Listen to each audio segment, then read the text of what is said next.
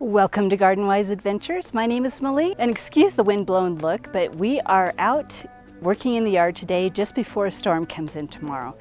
Now today we're going to have the winds kick up a little bit later, so I decided to get this one project done a little bit early. And let me show you what I'm doing. So here we are in my backyard, in my food forest that's still trying to wake up from winter. Got a lot of dormant trees and some not so dormant shrubs. And I wanted to put something new in. Now, these are blackberries. I am not new to blackberries. I grew blackberries in California. And the blackberries that I grew in California were the wild ones that just went under everybody's fence. Everybody had the same blackberries and they just kind of marched through the neighborhood. I kept my patch a little bit contained, but they were thorny blackberries and they were my kids' very favorite things in the whole world. We made a ton of beautiful blackberry jam, but the thorns kind of put me off. So the 15 years that I've been here in Utah, I have not dared plant blackberries. Now I've always known there's thornless blackberries, but I guess the trauma of all the thorns in my hands and my arms and my everywhere else made it so that I didn't even want thornless ones. But I think now is the time to put them in. So what I've got here is some triple crown blackberries. Supposedly they grow best here in Utah. They're very delicious. Triple crown blackberries. Now blackberries are relatively easy to grow. All you need is a good sunny spot, a little bit of moisture, and to prune them correctly. So let's get planting. Now, as I said, blackberries are easy to grow. So what I'm going to do is I'm going to dig a hole that's as deep as the dirt is in this pot. We don't want to bury the stem of this blackberry. We just want to keep it the same level as it is in this pot. And I'm going to break my rule of not adding fertilizers or amendments to the soil because blackberries really actually appreciate that. Now the amendments and fertilizer that I'm going to add is number one, this mushroom compost. And number two, just any organic fertilizer will help.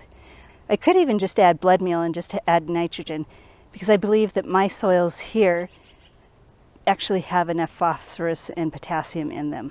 According to what I've read, because I have not grown triple crown raspberries, these do not spread by runners. They're more of a clump forming bush.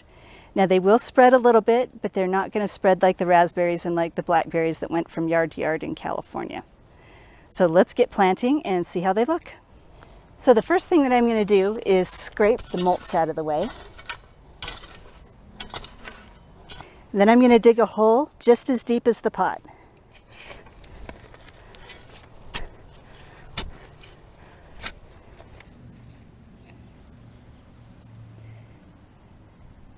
Now it's a little, it's close to twice the size as the pot, but it's not quite deep enough, so we're just going to go a little bit deeper.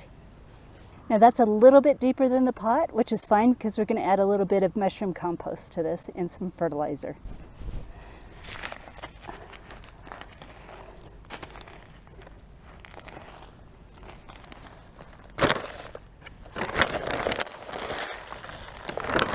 Now I mix the fertilizer in the hole so I don't burn the roots. I'm going to mix it into the fill dirt.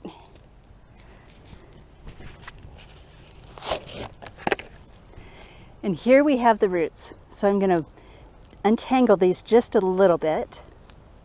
It's not root bound at all. It's looking really good.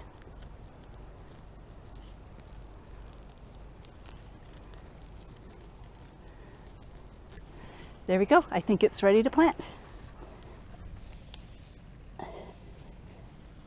I need to make sure that the soil is nice and tucked in.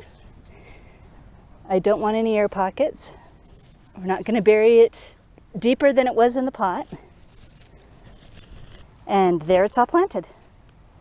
We're going to add a little more mushroom compost around the top of it.